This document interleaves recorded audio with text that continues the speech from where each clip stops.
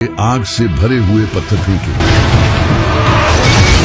इन्हीं पत्थरों में से एक पत्थर काबा को लगा, जिससे काबा की लकड़ी से बनी छत जल गई और दीवार टूट गई। लेकिन अल्लाह का एक मोजज़ा ये हुआ कि इसके बाद अचानक यजीद की मौत हो गई। इसके बाद इसकी फौज मक्का से वापस चली गई। इनके जाने के बाद अब्दुल्लाह बिन जुबैर रजी अल्लाह तआला अन्हु ने काबा को दोबारा तामीर किया। उन्होंने काबा को बड़ा करके हजरत इब्राहिम अलैहिस्सलाम की तरह रेक्टेंगुलर शेप में बनाया, यानी हिजरे इस्माइल को भी काबा में इंक्लूड कर दिया। इसकी हाइट को भी और ऊंचा कर दिया। इस बार उन्होंने काबा को मजबूत यमनी पत्थरों से बनाया ताकि ये दोबारा टूट न सके। इसके 10 साल बाद जब अब्दुल मलिक बिन मरवान की हुकूमत आई तो इसने दोबारा मक्का को फतह करने का प्लान बनाया, क्योंकि पिछले 10 सालों से अब्दुल्लाह बिन जुबैर रजी अल्लाह तआला अन्हु ने मक्का पर कब्जा किया हुआ था। इसने हज्जाज बिन यूसुफ को मक्का पर हमला करने के लिए भेजा। हज्जाज बिन यूसुफ ने मक्का को सीज कर लिया और पहाड़ों पर से कैटापल्ट्स के थ्रू पत्थर फेंके। कई हफ्तों तक मक्का पर पत्थर बरसाए गए।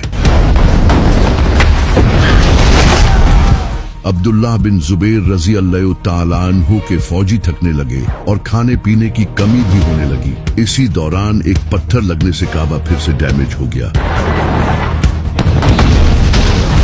जिसे देखकर अब्दुल्लाह बिन जुबैर रजी अल्लाह तआला अन्हु के साथियों ने उन्हें हथियार डालने का कहा। लेकिन अब्दुल्लाह बिन जुबैर रजी अल्लाह तआला अन्हु ने हथियार डालने से इनकार कर दिया और बहादुरी से लड़ते रहे। आखिरकार कुछ लोगों ने इन्हें काबा के पास घेर लिया और उन्हें शहीद कर दिया। इनकी लाश को मक्का में लटका दिया गया। इसके बाद मक्का अब्दुल मलिक बिन मरवान के कब्जे में आ गया। अब्दुल मलिक बिन मरवान ने काबा को दोबारा तामीर करवाया और इसे दोबारा रेक्टेंगुलर शेप से स्क्वायर शेप में कर दिया, यानी हिजरे इस्माइल को काबा से निकाल दिया गया।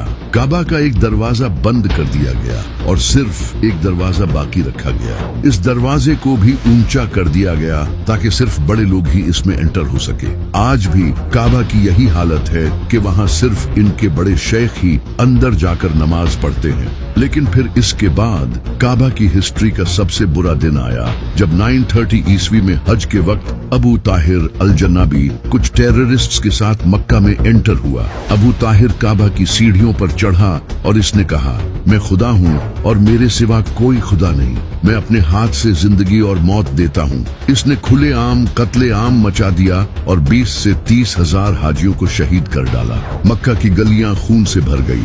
हजारों लोगों की लाशों को जमजम के कुएं में फेंक दिया गया